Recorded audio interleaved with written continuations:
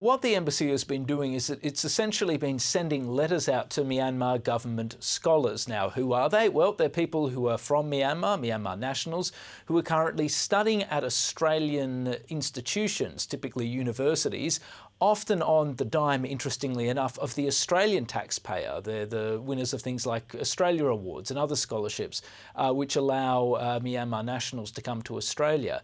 Now, all of them, or most of them, perhaps all of them, are in fact Myanmar government officials who have been selected both by their government and the Australian government to come here. Now, the government of Myanmar has become increasingly anxious, of course, about the way that the protest movement, or the civil disobedience movement against the military coup in February, has exploded, not just in Myanmar, but around the whole globe, throughout diaspora communities. And now I think what we're seeing is one of the first attempts for them to try and increase scrutiny of the diaspora as it tries to exert or reassert control, not just over the country, but also over the entire Myanmar population. Now, what's happened is that it's sent out this letter, presumably on the orders of the military junta back in Myanmar, to all Myanmar government scholars in Australia. Now, the letter essentially says that they have to declare that they are loyal to the military regime, and on top of that, they have to declare that they have never played any role, nor will they play any role, in the civil disobedience movement. It even goes to the point of saying that they shouldn't post anything that's in any way supportive of the civil disobedience movement, and says rather ominously that if they don't reply by July the 7th, or if they only give a partial reply, then they could be condemned to penalties, although it doesn't say exactly what they will be. So a really interesting development for those who are tracking the way that not only the Myanmar military coup is tracking back home, but also the way it's reverberating around the globe. So on that, Stephen, how are the Myanmar nationals who have received these letters reacting? Well, honestly, they're reacting with a great deal of anxiety and raw fear, and you can understand why. Back in Myanmar, of course, many officials have essentially broken with the military regime.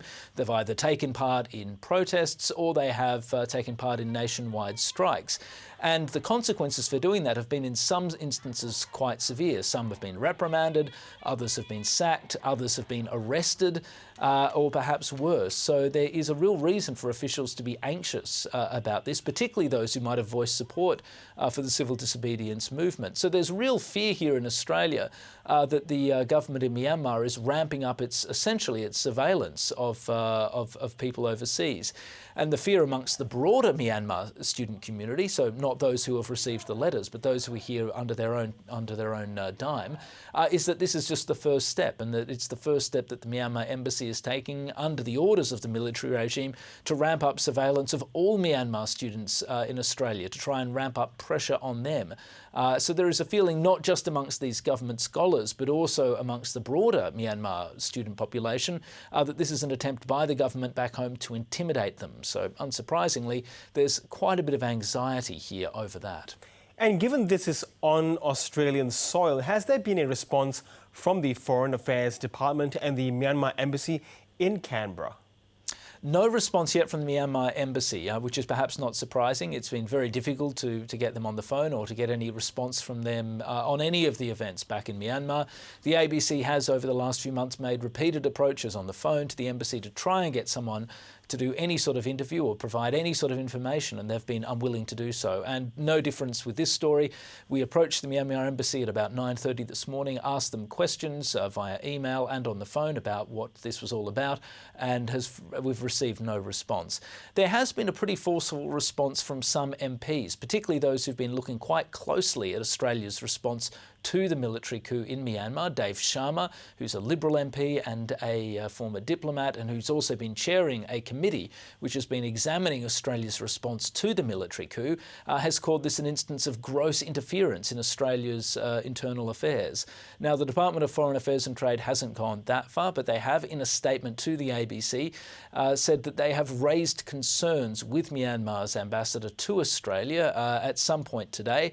We don't know how forceful those concerns will be. We don't know exactly what was said, and we don't know what the Myanmar ambassador said in response. But clearly there is a level of unease in the Australian government about this sort of behaviour, and evidently they've made it pretty clear to the Myanmar embassy that they want it to stop. Well, no doubt an issue that will develop over the coming days and perhaps weeks. Stephen Dziedzic in Canberra, thanks very much. Thanks, Girish.